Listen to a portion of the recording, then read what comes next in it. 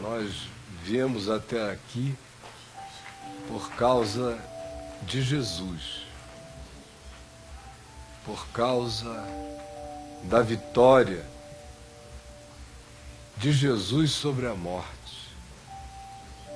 porque Ele quebrou o ferrão, arrancou a presa venenosa, o aguilhão da morte, que é o pecado, e levou sobre si na cruz todos os nossos pecados e secou o poder venenoso da morte.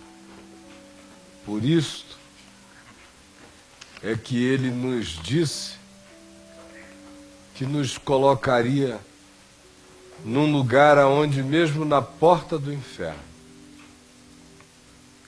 como seus discípulos, nós estaríamos prevalecendo. Porque agora se pergunta em teu nome, Senhor: onde está, ó morte, a tua vitória? Onde está, ó morte, o teu aguilhão?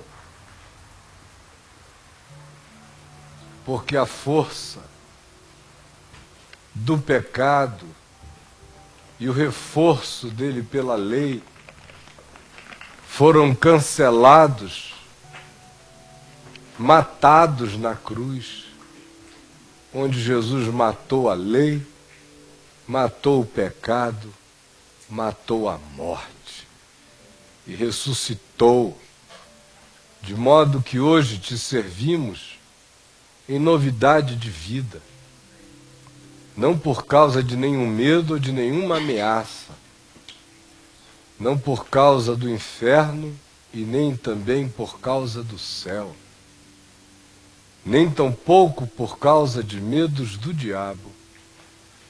Nós te servimos e só vale a pena te servir, porque nós estamos apaixonados, porque o amor do teu amor em nós só cresce, só aumenta, só nos traz mais certeza. E ele se manifesta em nós como segurança, como confiança, como certeza de que nós podemos até trair, mas jamais seremos traídos por ti, porque tu és fiel e não podes negar-te a ti mesmo. Por isso, Senhor, é que pedimos que o poder do teu amor cresça em nós, que ele dilate o nosso ser, que ele tire a estreiteza do nosso coração e nos faça conhecer a altura, a largura, o comprimento e a profundidade, e conhecermos o amor de Cristo, que excede a todo entendimento, para que sejamos tomados de toda a plenitude de Deus, para que a estreiteza de nós não estreite a medida da graça em nós. Por favor, dilata o nosso entendimento. Coloque em nós aquela vontade de entrar no reino mesmo e de sermos penetrados pelo reino de Deus. Nós pedimos que seja assim em nome de Jesus. Amém e amém. Gente amada, uma boa noite a todos vocês. Eu quero convidar os que estão chegando e estão em pé, especialmente pedir aos mais jovens, aos de calça jeans, que se assentem por aqui, ó. Encostem ali na parede, encostem para cá, dá uma chegadinha para esses cantos, que a gente vai arranjar mais cadeiras, se Deus quiser. Mas podem chegar, que aí sobra espaço para pessoas de calça que não é jeans e de uma idade que não é também jeans, de modo que aí facilita, dá para todo mundo sentar, tá legal? Agora, identificando os lugares. Adailton, mano, tem lugar aqui, ó. Vamos, todo mundo que vira um lugar à frente, assente-se, viu? Indique um lugarzinho próximo a você. Tudo bom? Deixa eu puxar isso aqui para cá, ó. Que aí dá mais lugar aqui, ó. Não fica ninguém. Pode botar o translúcido aí. Até jogar essa água fora. Molhar as plantas. À vontade. Tá bom? Beleza.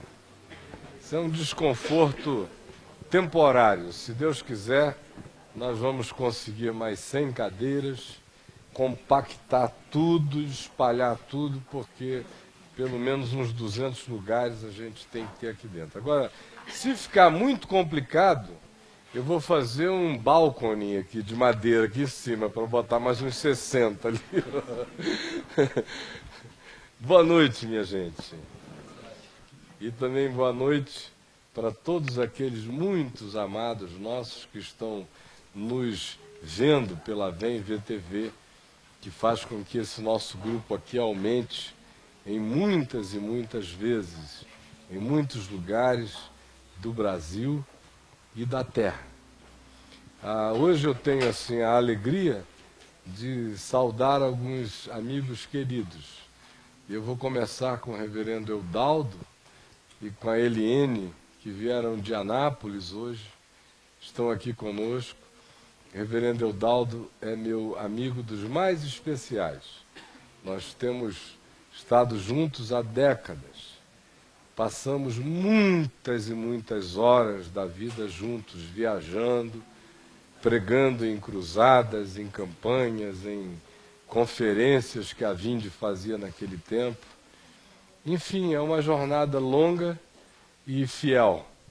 Um dos amigos mais fiéis que o Senhor me deu e que a vida provou, atestou, testemunhou e autenticou de todos os modos a fidelidade, o compromisso, o amor e a genuinidade do espírito do reverendo Eudaldo para com o Senhor Jesus e particularmente para comigo.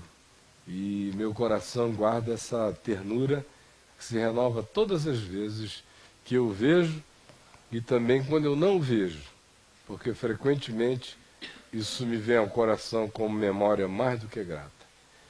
E também queria fazer uma saudação muito carinhosa ao querido Adailton, que está aqui conosco, com a esposa, estão assentados aqui à frente, ao lado da Martinha, mulher do Chico.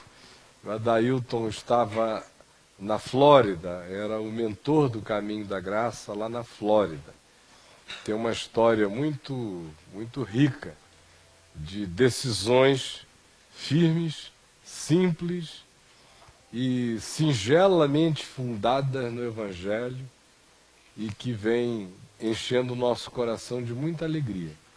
E depois de fazer um trabalho muito bom lá na Flórida, deixando grupos gostosos lá, ele voltou ao Brasil há meses atrás com a família, estão no estado de São Paulo, mas ele estará também viajando pelo Brasil em nome do Caminho da Graça, fortalecendo as estações, pregando, fazendo um trabalho itinerante nos grupos do Caminho pelo Brasil. Ele, a esposa e os filhos lindos estiveram hoje de manhã tomando um café aqui comigo, e depois que os meninos foram saindo, eu até pensei, puxa vida, que pena que eu não tenho 2 netas já da idade desses meninos, e não tenho nem, muito menos 2 filhas tão novinhas. E as minhas filhas estão em outra dimensão, porque se eu tivesse ou netas mais velhas ou filhinhas novinhas, eu ia fazer de tudo para dar uma apresentada na moçada. Porque uns meninos muito queridos, simpáticos e alegres e charmosos e carismáticos e bem-humorados, e enfim, me foi muito agradável conhecê-los. E vocês, queridos, são muito bem-vindos hoje aqui. E com eles, todos os que porventura estejam pela primeira vez aqui, que o Senhor Jesus nos abençoe. Não sei se você sabe, mas nós, nessas reuniões de quarta-feira, estamos já há um mês, esta é a quarta reunião, que nós estamos seguindo uma sequência, num único tema, sobre o caminho do discípulo. Quem é que está acompanhando desde o início? Se não está acompanhando desde o início, está acompanhando pelo menos na VEM VTV, só para eu ter uma ideia de... Quem é que não perdeu nenhuma? Quem é que só assistiu uma? Quem é que não assistiu nenhuma? Então, quem não assistiu nenhuma, uma recomendação. Vocês vão lá no meu site, entrem na VEM VTV. Se não forem registrados, registrem-se. É simples, é só um cadastro. Você aperta, já está dentro, com senha própria, autorização. Vá lá no canal, assim à sua esquerda, do On Demand, e procure lá em Reuniões com o Caio, ou então num link que o Edivaldo, se ainda não abriu, vai abrir exatamente com esse nome aí, discipulado. Mas o fato é que vai estar ou numa coisa ou noutra e você assiste, tá bom? Porque eu não tenho condição de fazer replay toda quarta-feira à noite. Então seria extremamente perverso com quem tem vindo toda quarta acompanhado direitinho. De modo que não vou dizer a você quem beijou, beijou, quem não beijou, não beija mais, porque tanto está no Evangelho e o Espírito Santo iluminará você, como está também lá na VEM VTV disponível, perenizadamente disponível para você assistir e internalizar os conteúdos anteriores. Então, por favor, me perdoe, é com extrema dor no coração que eu, no entanto, prossigo sem poder levar em consideração a sua ausência nas 3 reuniões anteriores. Estou perdoado? Porque vocês estão perdoados também por terem perdido, meus irmãos. Estão absolvidos em nome de Jesus. Bom, perdão de lá, perdão de cá, preste pelo menos atenção no que está sendo dito hoje. Procure e junte as peças. Mas no dia de hoje, aproveite o momento agora. Esquecendo as coisas que para trás eu já disse sobre o tema, e já foram muitas, eu quero hoje prosseguir do verso 20 do capítulo 16, lembrando que eu ainda voltarei aqui ao verso 17, quando a gente chegar no capítulo 18. E voltarei a alguns outros temas aqui já apresentados à medida em que eles forem aparecendo na sequência até o capítulo 21. Mas aqui em Mateus 16, 20, é onde nós leremos hoje, e é a respeito de alguns elementos que aqui aparecem que nós vamos refletir um pouquinho, tá bom? Então advertiu Jesus os discípulos de que a ninguém dissessem ser ele o Cristo. Desde esse tempo, começou Jesus Cristo a mostrar a seus discípulos que lhe era necessário seguir para Jerusalém e sofrer muitas coisas dos anciãos, dos principais sacerdotes e dos escribas, ser morto e ressuscitado no terceiro dia. E Pedro, chamando-o à parte, começou a reprová-lo, dizendo: tem compaixão de ti, Senhor, isso de modo algum te acontecerá. Mas Jesus, voltando-se, disse a Pedro: arreda, Satanás, tu és para mim pedra de tropeço, porque não cogitas das coisas de Deus, e sim das coisas dos homens. Então disse Jesus aos seus discípulos: se alguém quer vir após mim, a si mesmo se negue, tome a sua cruz e siga-me. Porquanto quem quiser salvar a sua vida, perdê-la-á. E quem perder a vida por minha causa, achá-la-á. Pois que aproveitará o homem se ganhar o mundo inteiro e perder a sua alma, Ou o que dará o homem em troca de sua alma? Porque o Filho do Homem há de vir na glória de seu Pai com os seus anjos, e então retribuirá a cada um conforme as suas obras. Em verdade vos digo que alguns que aqui se encontram, há que de maneira alguma passarão pela morte, até que vejam vir o Filho do Homem no seu reino. E esse verso 28 é tema para ocasiões posteriores. Nós temos mostrado, apenas a título de ilustração, como existe uma diferenciação significativa entre interesses pela figura de Jesus e o significado do compromisso instalado na consciência do discípulo de Jesus acerca de quem ele seja. Eu comecei fazendo a distinção entre o que o povo dizia e o que Pedro veio a dizer em seu próprio nome e em nome de quem mais naquele grupo tenha dito amém naquele momento, discernindo o que estava sendo declarado por Pedro quando disse: Tu és o Cristo, o Filho do Deus vivo. E aqui existe uma sutileza de construção que torna bem explícita essa diferenciação. No verso 13, Jesus diz: Quem diz o povo ser o Filho do Homem? E eles disseram o que o povo dizia, e eu já gastei uma quarta-feira quase toda falando a respeito disso. Aí no verso 15, Jesus diz: Mas vós, quem dizeis que eu sou? Aí está a grande distinção. Há o que o povo diz sobre Jesus. E há o que Jesus pergunta a você: mas você, o que você diz?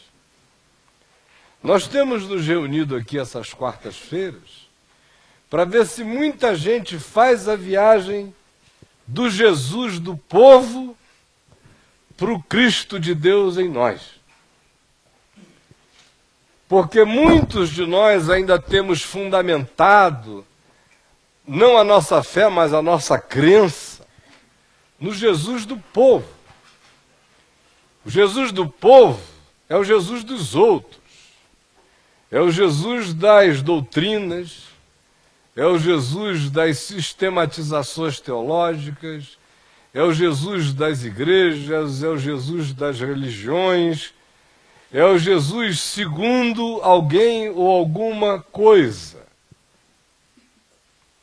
Ainda é o que o povo diz. Pode ser que já não se diga hoje como se dizia então.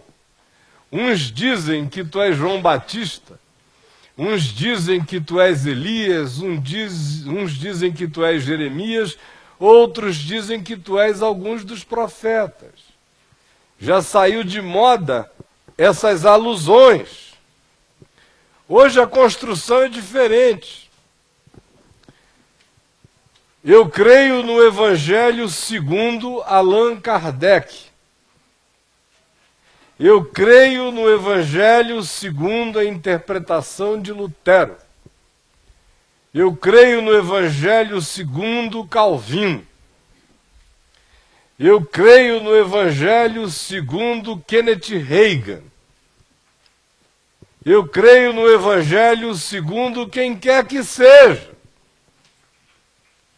E a maioria dos que aqui estão, sem que para isso eu tenha que exercer nenhum dom de discernimento sobrenatural, mas por mera constatação, conversa, encontro, percepção, discernimento simples, a maioria veio do que o povo diz. Por isso alguns ficaram tão chocados quando começaram a ouvir o óbvio do Evangelho, outra vez. Quando começaram a ouvir a boa nova de novo. Parecia até que era uma invenção. Tanta gente dizendo, o Caio está inventando moda. Tão longe estavam de Jesus e tão discípulos do que o povo diz haviam se tornado. Pela misericórdia de Deus, o Espírito Santo, o Pai que está nos céus, tem revelado a muitos aqui acendendo a luz o significado real, não confessional, não de credo, não de doutrina, mas existencial, absoluto, profundo, do que seja poder dizer, tu és o Cristo, Filho do Deus vivo, para mim. Aceitando as implicações loucas da declaração, como a gente passou uma quarta-feira inteira falando a respeito do assunto. A maioria ficou muito tempo sendo pastoreada pelo que o povo diz.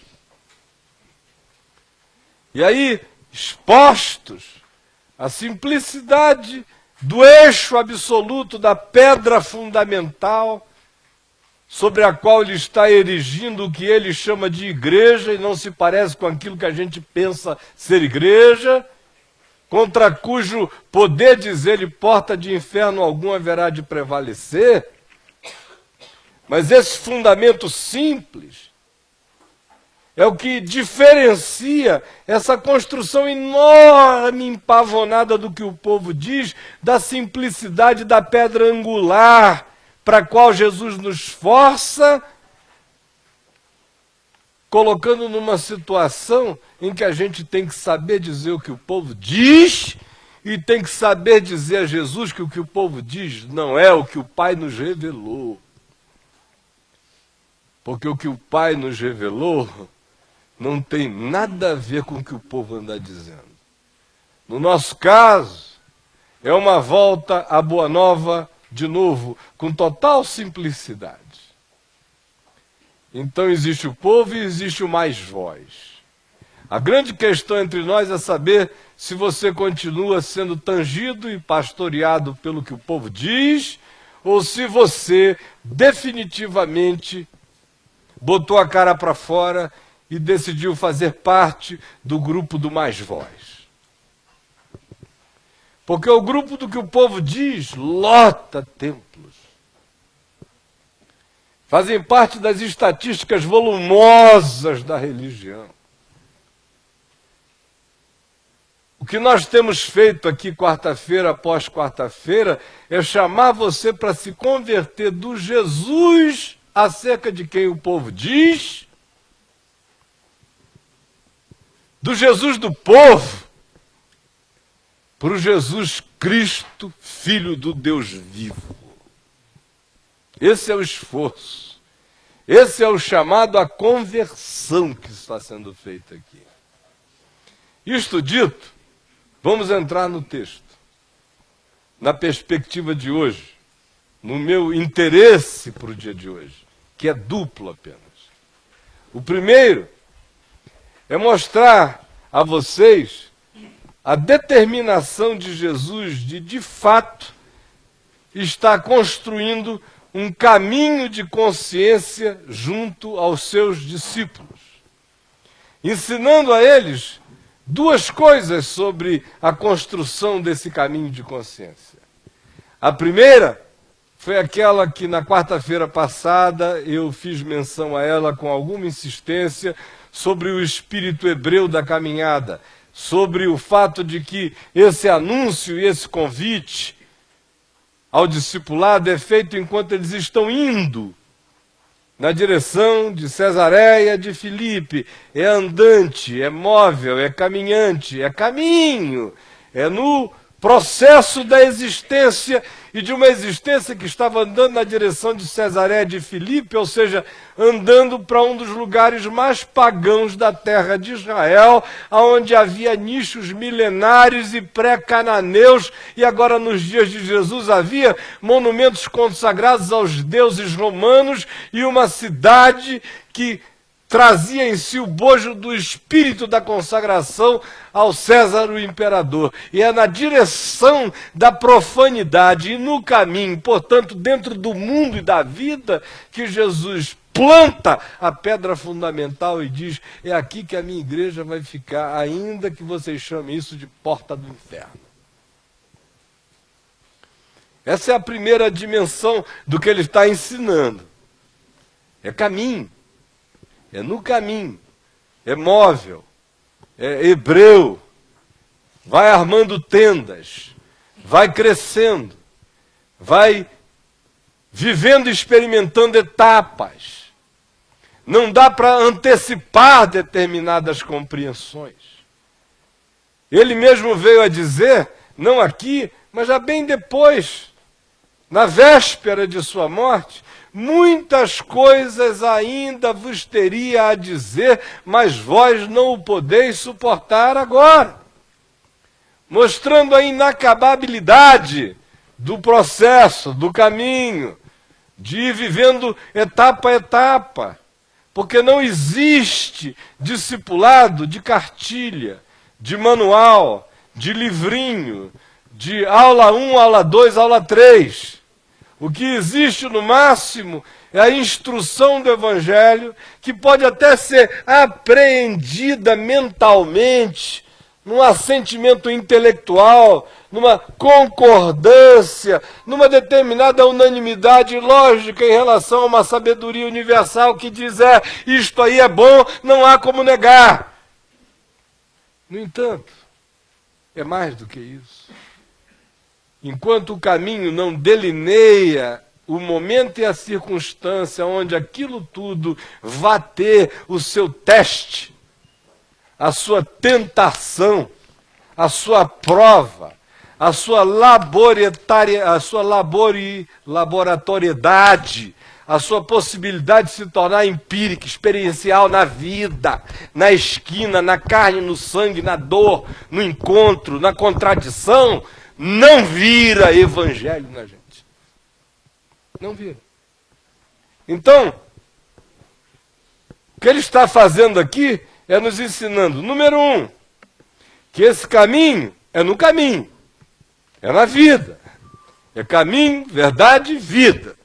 Não há alienação, não é no mundo paralelo, não é no interior do Matrix, não é em nenhum espaço virtual, é no mundo real, de encontros, de decisões, de atitudes, de relações, de dores, de conquistas, de perdas, de tentações à vaidade, à arrogância, à soberba, de tentação à blasfêmia frente à dor, à coragem de tomar a decisão contraditória que pode nos colocar numa situação difícil para nós mesmos. Em todas essas situações escabrosas da existência e no caminho, é que o Evangelho vai entrando e vai sendo forjado em nós. E mais do que isso, ele é insistente na pedagogia de que é etapa a etapa, compreensão a compreensão. Porque se vocês observarem, no verso 21, existe uma declaração completamente pedagógica, arbitrariamente professoral, colocada aqui para designar esse marco de pedagogia na intenção de Jesus de ensinar e marcar o que havia ensinado e virar uma página na direção de dizer: agora vocês vão aprender outra coisa. Posto esse fundamento, posta esta pedra, agora nós vamos olhar outra dimensão. E o verso 21 diz que uma vez concluída essa etapa de Pedro confessar, da diferenciação entre o Jesus do povo e o Jesus de Deus, está assim dito: desde esse tempo, começou Jesus Cristo a mostrar a seus discípulos que lhe era necessário seguir para Jerusalém e sofrer muitas coisas dos anciãos, dos principais sacerdotes, dos escribas, ser morto e ressuscitado no terceiro dia. Essa declaração é precedida por uma no verso 20, que diz: então advertiu os discípulos de que a ninguém dissessem ser ele o Cristo. Pedro tinha acabado de dizer, tu és o Cristo, filho do Deus vivo. Ele disse, bem-aventurado tu és, Simão Barjonas, porque não foi carne nem sangue quem tu revelou essas coisas, mas meu Pai que está nos céus, e um monte de outras coisas mais. Mas agora, não digam a ninguém que eu sou o Cristo.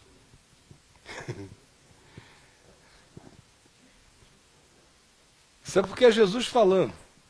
Fosse eu chamando você, dizendo, meu irmão, você agora sabe que eu sou o Cristo? Você sabe que Jesus é o Cristo? Aí você dissesse, sim, eu sei que Jesus é o Cristo. E eu dissesse, então não diga a ninguém que ele é o Cristo. Você ia sair dizendo que eu era o anticristo. E eu não ia. O anticristo. Está dizendo para eu não falar de Jesus. Para eu não dizer que ele é o Cristo. Agora, discípulo tem que obedecer tanto a Jesus que tem que conseguir dizer que ele não é o Cristo. Essa contradição extraordinária de que Pedro chega e grita, tu és o Cristo. Jesus diz, bem-aventurado tu és. Agora, não diz para ninguém que eu sou o Cristo.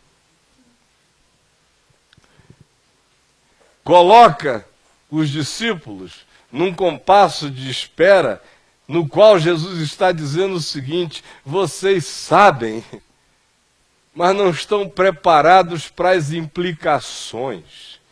E nem a vida ainda está grávida desse momento, dessa declaração. Discípulo aprende a gravidez do tempo, das horas e dos acontecimentos, tanto quanto aprende a gravidez do processo de Deus em si próprio. Mas, além disso, o que é interessante é a gente observar a afirmação de Mateus que diz, passada essa etapa, ensinada esta lição, vivido este tempo, daquele tempo em diante passou Jesus Cristo, que é a primeira vez na narrativa do Evangelho de Mateus, exceto na introduçãozinha lá na genealogia, que é quase uma introdução cartorial, portanto nem vale, mas é a primeira vez na narrativa em que Jesus tem o seu nome seguido da assinatura Cristo, Messias. Porque isso estava definido agora, tu és o Cristo. Aí Mateus, escrevendo, diz, desse tempo em diante passou Jesus Cristo, pontuando o fato de que isso aqui agora está incorporado, é uma consciência já absorvida, passou Jesus Cristo a ensinar um outro caminho do discípulo, que é o caminho da cruz. Importa que o Filho do Homem vá a Jerusalém, sofra, seja maltratado, seja morto e ressuscite no terceiro dia.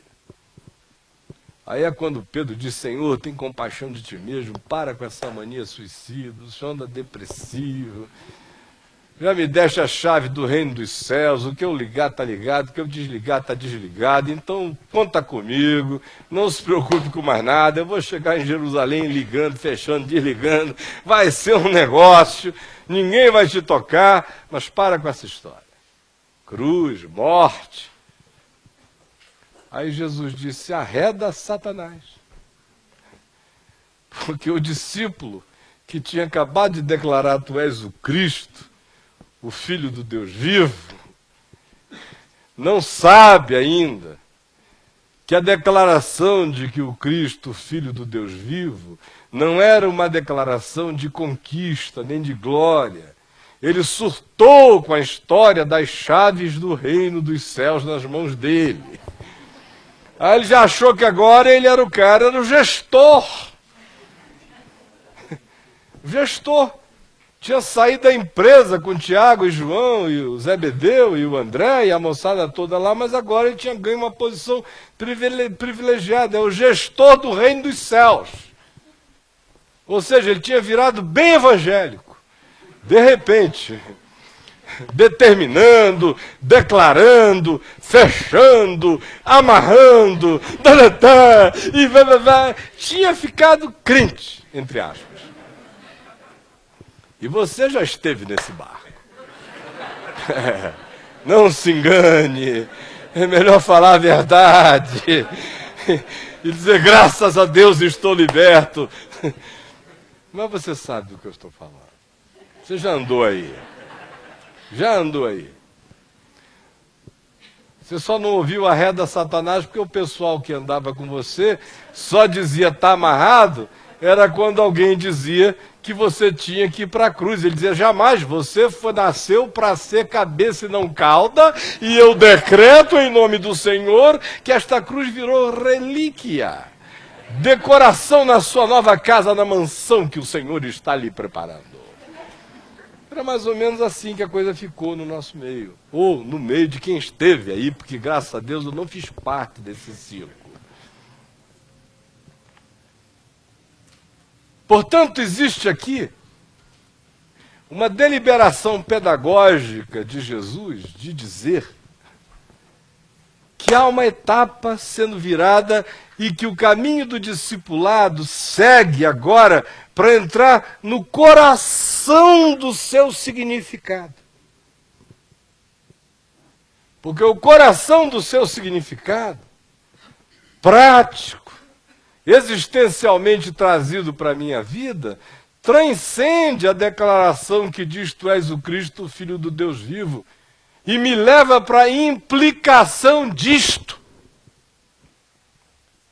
E a implicação ele descreve com termos e construções pesadas. Depois disto, quando ele anuncia que agora o entendimento do discipulado ou do discípulo tinha que ser sobre o significado da cruz, não só de Jesus, mas a cruz de qualquer discípulo, e Pedro reagiu a isto, ele escreveu no quadro negro qual era a proposta da aula. Jerusalém cruz, morte e ressurreição. Esse é o tema. Aí Pedro levantou e apagou. Esse aqui não, o senhor me desculpe, mas não, o negócio é para o reino, Jesus. O senhor me deu as chaves do reino. Não é a chave de tumba, nem de mausoléu. Eu, pelo menos, estou fora se for para abrir isso. Vocês vejam como a melhor revelação de um discípulo ainda é mera estupidez. Aí vem Jesus e a partir daí diz a seus discípulos, discípulo, o que aceita a disciplina do mestre, o que diz, eu quero andar conforme tu dizes que vida seja, o que vida é. Então disse aos seus discípulos, se alguém quer vir após mim, e tenha em mente os ecos de Pedro, de modo nenhum, Senhor, isso jamais te acontecerá. Cruz não. É nesse contexto. Isso tinha acabado de rolar. O clima é este. Pedro dizendo cruz não. Jesus dizendo arreda Satanás. E prosseguindo, afirmando. Se alguém, para o mesmo Pedro, que tinha acabado de declarar coisas extraordinárias, agora, vejam como tudo é no caminho mesmo. Como o passo daqui não me garante o passo dali. Como essa presença aqui que diz tu és o Cristo, o Filho do Deus vivo, no dia seguinte pode dizer de modo nenhum, Senhor. E ouvir a reta Satanás. Porque não existe discípulo acabado, nem completo. Esse caminho só termina quando termina.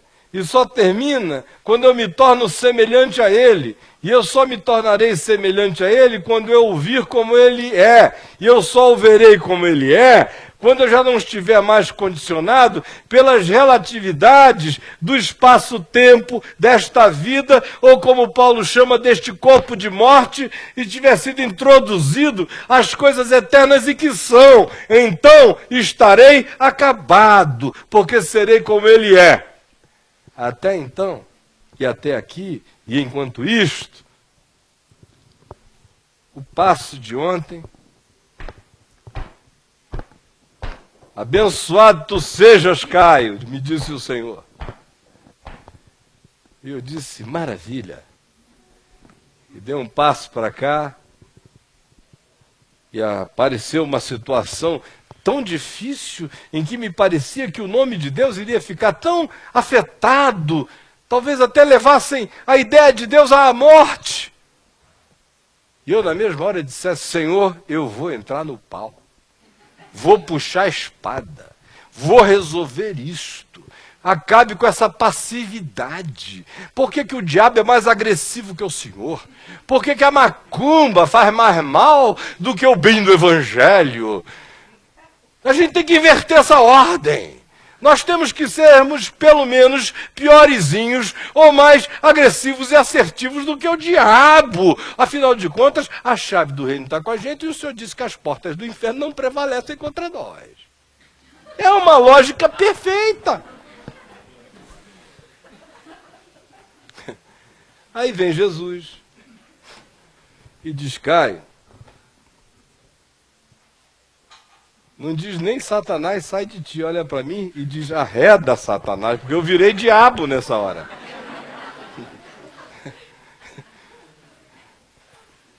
Virei anticristo por um momento, porque estou trabalhando contra o caminho da cruz. E ele vira então para mim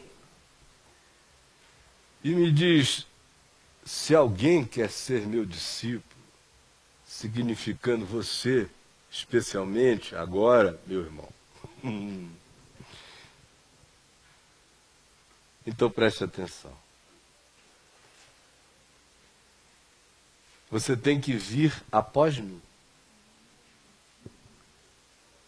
Tem que negar-se a si mesmo.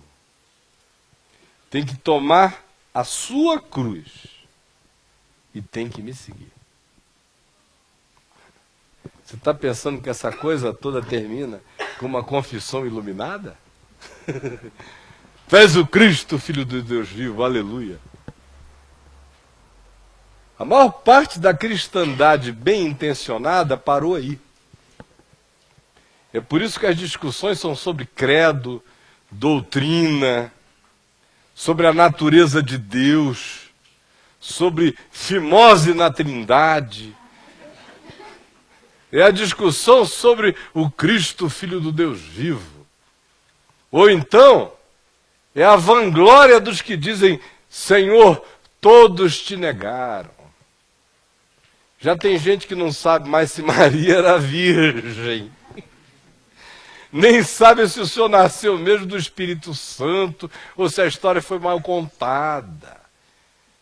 Tem gente que está dizendo que o Senhor parece com qualquer dos profetas do povo, e que, em certas medidas, o Senhor e Buda estão pau a pau com certas vantagens de tranquilidade para Buda. No entanto, eu estou aqui, Senhor, mantendo firme a confissão ortodoxa, escrita pelos melhores teólogos piedosos da história da cristandade. E eu declaro que tu és o Cristo, Filho do Deus vivo. Faço a minha profissão de fé. Aleluia. E o cara passa mais 50 anos da vida estudando sobre o Cristo, Filho do Deus vivo, para discutir com os outros que ele é o Cristo, Filho do Deus vivo. E a vida inteira dele é a declaração de que Jesus é o Cristo, Filho do Deus vivo. E a vida dele para aí agora, naquilo que um dia Jesus disse acerca do que ele disse, bem-aventurado és, se virar a minha obsessão mecanicista, deixa de ser aquilo que um dia foi, num instante de verdade.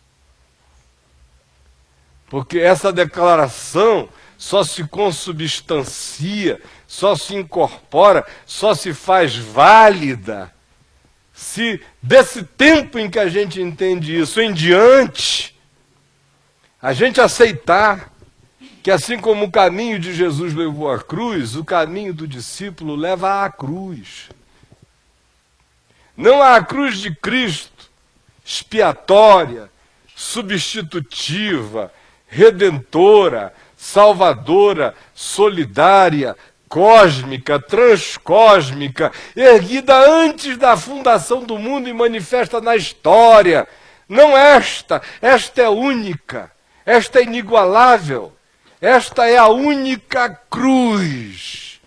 Mas ele fala da minha, que ele simboliza chamando-a de cruz por bondade de transferência, de signo de graça, de privilégio transferível para o discípulo, mas a minha não é como a dele. Só existe a minha porque há a dele, porque se não houvesse a dele não haveria nem cruz de graça para mim. A minha e a sua não carrega nenhum poder redentor, nem salvador, nem meritório. Não faz transferência de bem espiritual para ninguém. É apenas um privilégio meu e seu. E ele a descreve, dizendo que cruz é essa e não é a sogra. E com certeza, sogra no máximo fardo. Jugo, mas não é a cruz, nem é o marido, nem a esposa rixosa, nem os filhos desobedientes, nem a igreja que você suporta. A cruz, ele diz qual é? A minha cruz, a sua cruz. E ele a diz descrevendo o processo inteiro do caminhar. Se alguém quer vir após mim, a si mesmo se negue, tome a sua cruz e siga-me. A coisa inteira começa numa decisão completamente pessoal, porque, como eu disse há pouco, existe a diferença entre o Jesus do povo e o que ele pergunta a nós com a questão, mas vós o que dizeste, quem dizeste que eu sou? De fato, o que nós temos diante de nós é esse convite que manda que nós decidamos se alguém quer. Porque se não for uma coisa absolutamente sua, intestina, visceral, que habite a intimidade mais recôndita do seu ser, que seja a decisão mais arraigada dentro do seu próprio interior e naquilo que você chama de eu. Se não for assim, não começa nada. Ninguém pode querer por você. Isso não é um conceito transferível, não é um benefício transferível. Não pega por osmose, não passa em família, não carrega um contágio efetivo que realize a coisa só por andar nas proximidades. Fazer isso sem decidir no coração apenas produz cínicos e pessoas impermeáveis. Por isso é que Jesus começa dizendo, se alguém quer. E não adianta você teologizar, usar a sua herança presbiteriana para fugir da luta, meu irmão. Qual é a herança presbiteriana? É o cara logo apelar para predestinação, mas será que eu fui predestinado? É desculpa de quem não quer nada, é discutir sobre a predestinação, a presciência, a eleição. tudo papo que não tem nada a ver com ele. Ele não sabe o que está acontecendo no reto dele neste momento. Quanto mais sobre a presciência de Deus. Se não apelar para a ignorância, ninguém entende.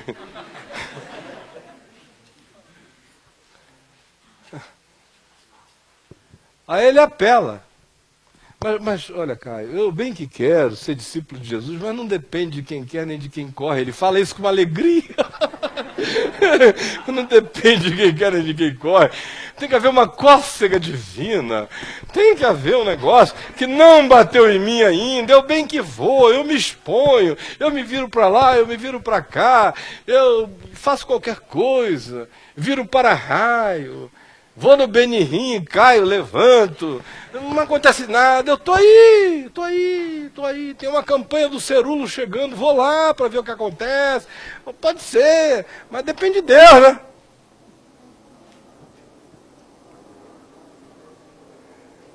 Aí, se eu não fosse discípulo de Jesus, eu diria para você, então, meu irmão, sai correndo, porque eu estou atrás de ti para te dar uma surra. Para com essa história. Jesus não teologizou isso, não veio, depende de quem quer nem de quem corre. Ele só disse, essas coisas não nascem da carne nem do sangue, é a revelação do Pai. Agora, se alguém quer, o que é do Pai é do Pai, o que diz respeito a você, diz respeito a você. Se o Pai revelou, o Pai revelou. Agora, meu irmão, a pergunta é, revelado está? Está. Você quer? Você tem que decidir se você quer. Não basta dizer que você crê no que Deus disse, aleluia. O que você crê tem que virar no que você quer. Porque se o que você crê não virar o que você quer, nada do Evangelho será realizado em você. Nada. Nada, absolutamente nada. Se alguém quiser ser meu discípulo, não é um grupo de privilegiados. Ele começa tudo com um si, de uma possibilidade de liberdade aberta ao exercício da vontade, da decisão, da volição, do arbítrio próprio, da consciência, da determinação que diz eu quero, eu sou, eu vou. Se alguém quiser ser, não é parecer, não é aparentar, não é demonstrar, não é testemunhar como um. Se alguém quiser incorporar o que ele está dizendo, se alguém quiser se tornar, ser meu discípulo é a mutação de alguém em discípulo. Antes havia alguém, identificável fenomenologicamente como um mamífero pertencente à raça humana. Alguém. A viagem é do alguém para ser discípulo. E o indivíduo tem que querer. Tem que aceitar a disciplina do mestre, o ensino do evangelho. Nada mais está aberto a questões. Quando eu digo eu quero ser teu discípulo, é óbvio que isso não vai ser fechado nesse dia, porque, como eu disse, isso vai acontecendo no caminho, mas pelo menos tem que começar de um momento em que o indivíduo, ainda que tropece milhares de vezes, diga hoje e diga todas as vezes, tantas quantas tropece ou acerte, eu quero ser discípulo. Mesmo quando não querendo, eu quero. Mesmo quando insuportável, eu quero. Mesmo contra tudo que me estremece, eu quero. Eu quero. Ser. Eu quero incorporar isto. E Jesus disse, se quer, então, negue-se a si mesmo. Aí o cara diz, mas pelo amor de Deus, o que vai sobrar então, né? Negar a mim mesmo? Quando eu me converti, negar-me a mim mesmo era cortar o meu cabelo grande. Era isso, em 1973. Era diminuir a barba para não escandalizar os irmãos. Era jogar fora as minhas calças carne seca e de pano de saco. Tudo que Deus mandava vestir, que era pano de saco e cinza na cabeça, que eu usava com a maior naturalidade, no meio evangélico eu tive que tirar. Adorava roupinha de pano de saco, não podia mais, era pecado. Jogar fora todos os meus tamancos, todas as roupas extravagantes, todas as sungas que não passavam de cueca zazá, tudo. Jogar a mim mesmo fora. Negar-me a mim mesmo. Negar a mim mesmo era voltar correndo na minha motocicleta para fechar o tubo de pasta que eu tinha esquecido aberto no banheiro por pressa, porque eu estava atrasado para o trabalho. Aí me lembrava a 5 quilômetros de distância, a 1 quilômetro do trabalho, que eu tinha saído com pressa, tinha deixado o tubo de pasta aberto. Aí eu senti aquela convicção no coração que eu achava que era o Espírito Santo mandando eu voltar para fechar o tubo de pasta, e lá vinha eu, em obediência, fechava o tubo de pasta, chegava atrasado no trabalho, mas eu tinha negado a mim mesmo.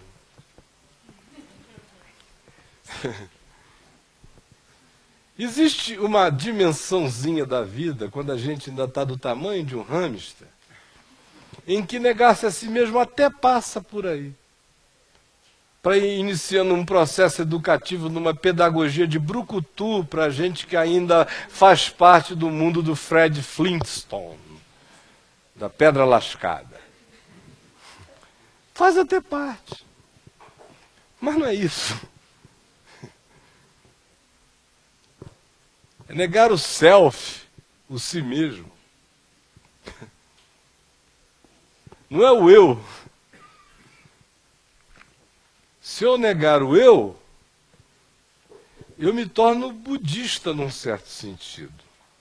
Se eu conseguisse a façanha absoluta da negação do eu já mergulharia direto no nirvana, no grande mar cósmico, dissolvido na impessoalidade misturado com o todo.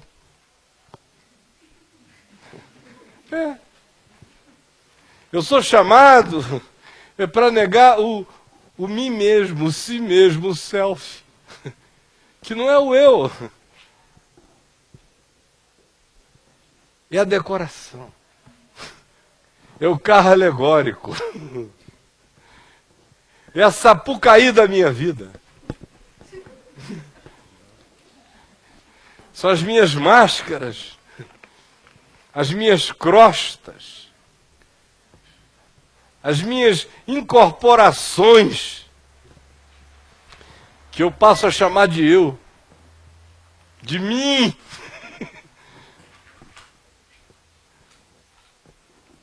E elas são uma quantidade tão absurda que praticamente a maioria das pessoas não sabe que elas são.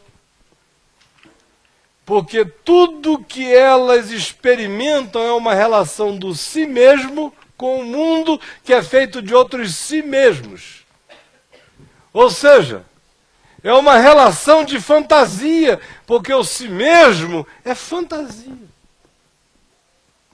Então são relações de fantasia, si mesmos encontrando si mesmos. Aí você diz, como é que você tem tanta certeza de que o si mesmo é fantasia? Porque logo adiante aqui, no texto que nós lemos mesmo, quando Jesus diz o que é ser seu discípulo, ele faz um arrazoadozinho, dá uma logiquinha, para animar as considerações do pessoal que estava ouvindo o que ele estava dizendo. E olha só o que ele diz em relação a isso. Verso 25. Porquanto, quem quiser salvar a sua vida, perdê-la-á, e quem perder a sua vida por minha causa, achá-la-á. Pois, Que aproveitará o homem se ganhar o mundo inteiro e perder a sua alma, ou que dará o homem em troca da sua alma? Ou seja, imediatamente Jesus, ao falar do si mesmo, nos traz para um ambiente da relação do homem com o mundo, do homem com a fantasia, perguntando o que adianta o homem ganhar o mundo inteiro se vier a perder a sua alma, significando dizer com isso o quê? Que ganhar o mundo inteiro é a tarefa na qual o si mesmo se empenha.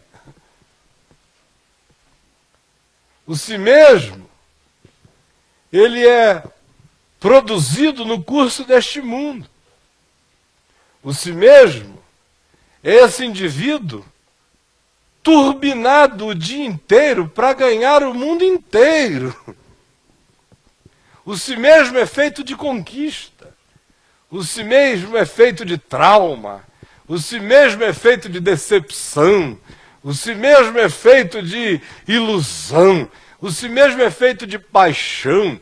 O si mesmo é feito de grandes e grandes revoltas e raivas. O si mesmo é feito de político, o si mesmo é feito de ideologia, o si mesmo é feito de gostos culturais, o si mesmo é feito de razões e direitos estabelecidos num dado momento social, circunstancialmente condicionado a uma geração. O si mesmo é essa bolha. É essa bolha que às vezes me veste e que o cara diz assim, não, sem o meu si mesmo eu não vou a este casamento. Sem o meu si mesmo eu não saio calçado. Sem o meu si mesmo eu não vou lá. Nesse lugar eu não posso ir sem si mesmo.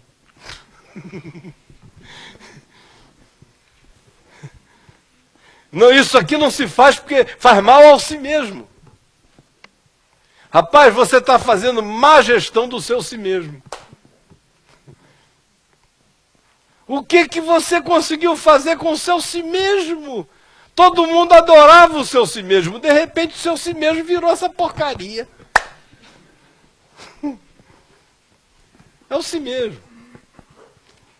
Si mesmo é o que a gente pensa que se chama eu em nós.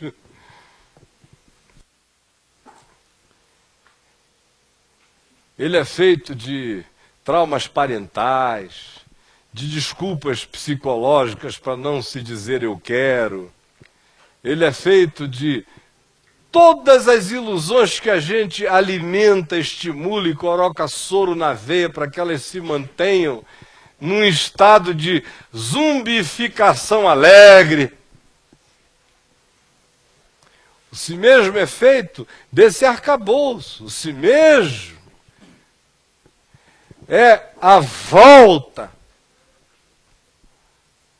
da reflexão da imagem, do holograma de mim construído pelo mundo, ungido pelo mundo com as categorias que dizem assim é um homem bem-sucedido, assim é uma mulher bonita, assim é uma pessoa inteligente, assim faz, assim se veste, assim anda, assim gosta, assim vai, assim visita, assim se entrega, assim é. Como ser um si mesmo bom? E o indivíduo compra essa história inteira e sai andando por aí dizendo eu.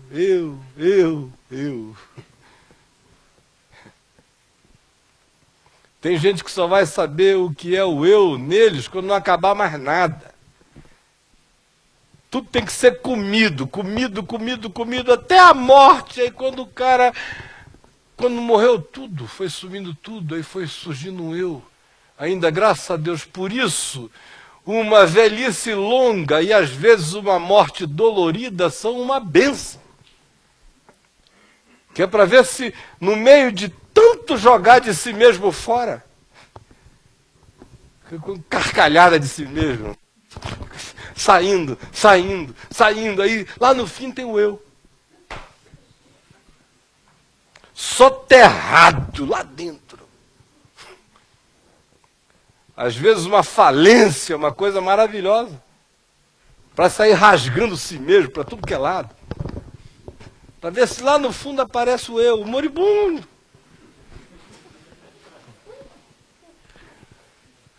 Por isso, desilusão é uma bênção. Tem gente que lamenta tanto as desilusões. Digo, rapaz, mas o ruim é andar iludido. O ruim é andar iludido. E o cara diz, puxa vida, eu sofri uma desilusão. Eu digo, aleluia.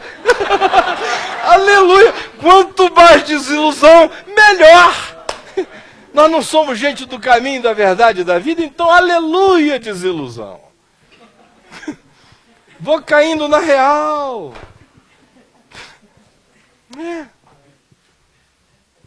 Mas o si mesmo é feito das ilusões que nos são tão doloridas se desfazerem como tais em nós. Porque o si mesmo vive de mentira, de fachada, de fantasia, de grifes diversas, das psicológicas e espirituais a quaisquer outras que você queira inventar, até as mais básicas, as que nos vestem.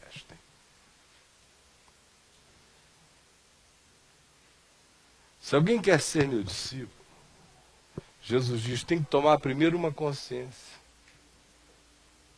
de que existe uma montanha de impressão sobre o que seja você, em você, que precisa ser jogada fora.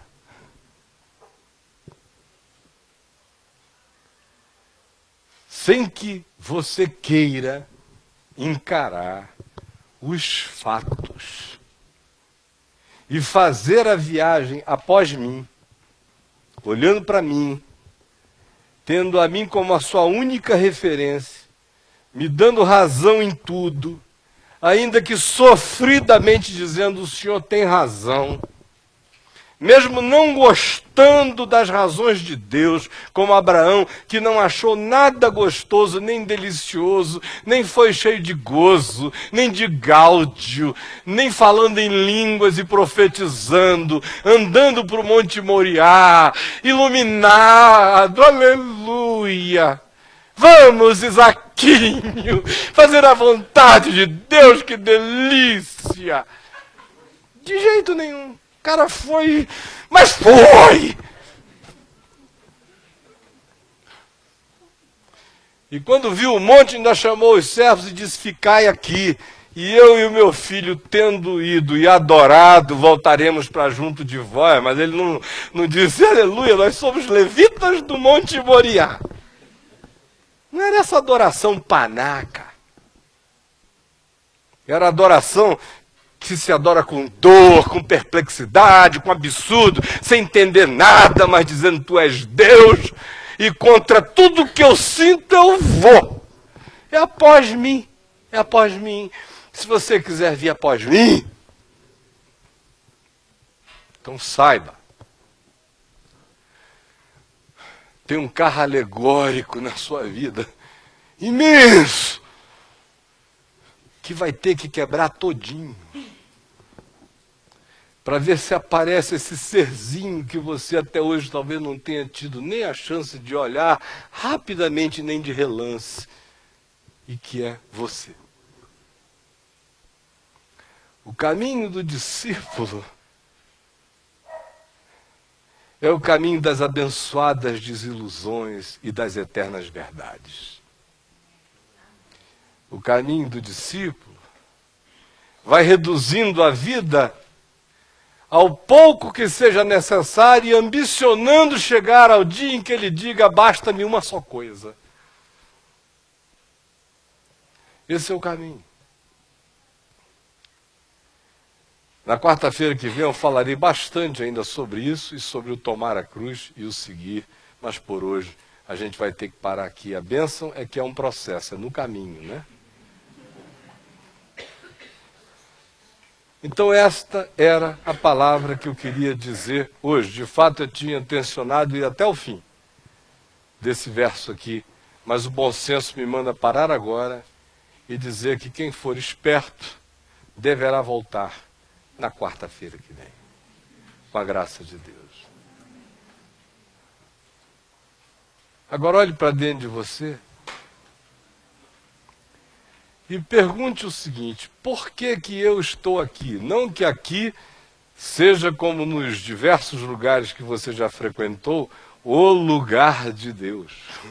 O lugar onde as coisas são as mais importantes da terra e aonde as minhas representações emotivas me dão o crédito para poder viver do jeito que eu queira, porque afinal de contas, toda vez que eu vou, eu me emociono, me toco bastante e eu digo: Jesus, tu és o Cristo, Filho do Deus vivo. Aleluia.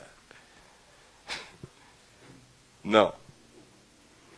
Mas olhe para dentro de você e pergunte se você de fato quer.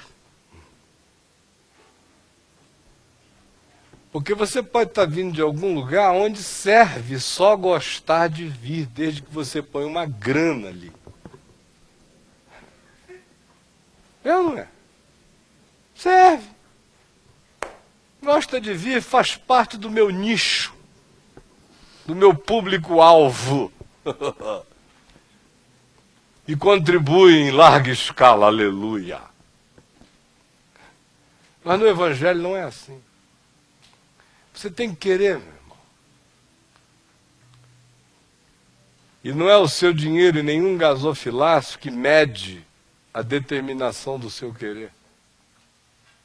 São as decisões de andar após Ele, de dizer: eu dou razão ao Evangelho na minha vida.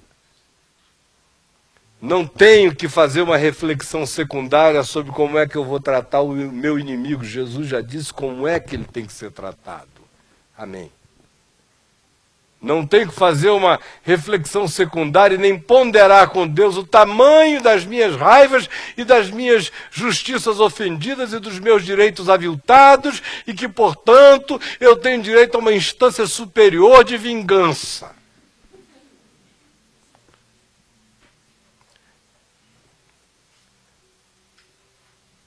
Ir após ele é simplesmente entrar em todos os buracos com Jesus, sair de todos os buracos com Jesus, visitar os cemitérios com Jesus, sofrermos a nós mesmos na presença de Jesus, vermos a revelação da nossa incoerência na presença dele, enquanto somos disciplinados pelo Evangelho, dando lugar a disciplina que não é cacete de presbítero, nem de diácono, nem de igreja doida, nem de conselho surtado.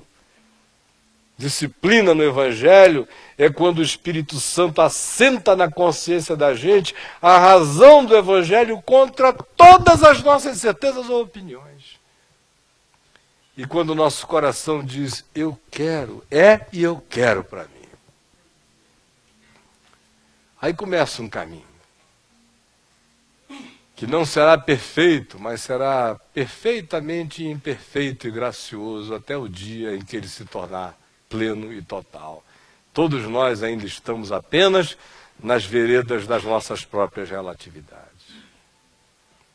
Mas saiba que a grande questão a ser feita, como eu há pouco dizia, é: eu quero realmente? O quanto eu quero? Ou, de fato, o que eu estou querendo?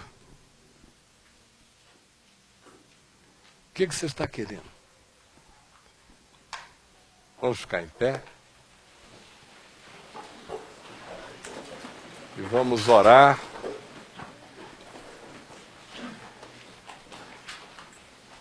Olhem aqui para mim, todos vocês.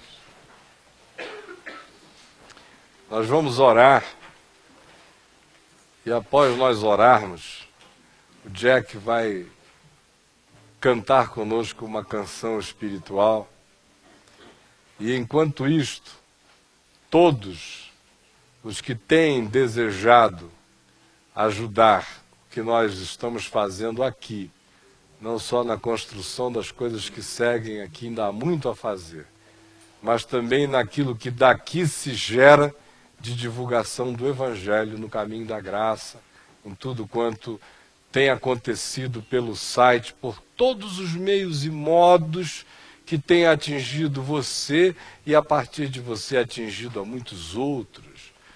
Então nós vamos orar, cantar, e enquanto cantamos, quem desejar trará aqui no translucilácido das ruínas a sua oferta. Mas vamos dar as nossas mãos, todos nós.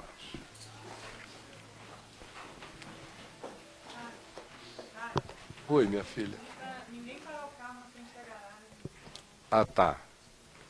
Vocês, por favor, prestem atenção com as garagens, inclusive a da minha casa.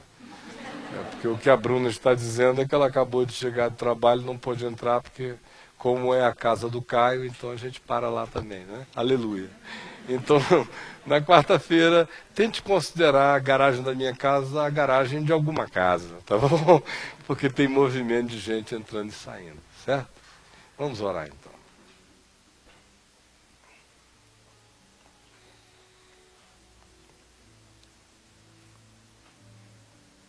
Pai nosso que estás nos céus, santificado seja o teu nome, venha o teu reino, seja feita a tua vontade, assim na terra como nos céus. O pão nosso de cada dia nos dá hoje, perdoa as nossas dívidas, assim como nós perdoamos os nossos devedores, e não nos deixes cair em tentação, mas livra-nos do mal, pois teu é o reino, o poder e a glória para sempre. Que a tua palavra não tenha sido jogada ao vento e nem tenha encontrado corações blindados e nem emparedados, mas que a semente desta verdade caia numa boa terra e que ela cresça e dê fruto em abundância, de modo que cada pessoa aqui receba o potencial de se transformar num ser 100 vezes mais ele mesmo em ti do que jamais ele pensou. Porque essa semente pode dar fruto a 30, a 60 e a 100 por um. Realiza o bem do Evangelho em cada um de nós aqui. E permite que nenhum de nós se esconda mais na tua soberania, para simplesmente exercer a graça de poder dizer, eu quero. Eu quero. Por favor, que haja no coração de cada um aqui essa determinação que diga, eu quero. Eu quero, eu vou, já estou e sigo. E ninguém vai me tirar mais disso. Não há nenhuma outra palavra de vida eterna. Em nome de Jesus. Amém e amém.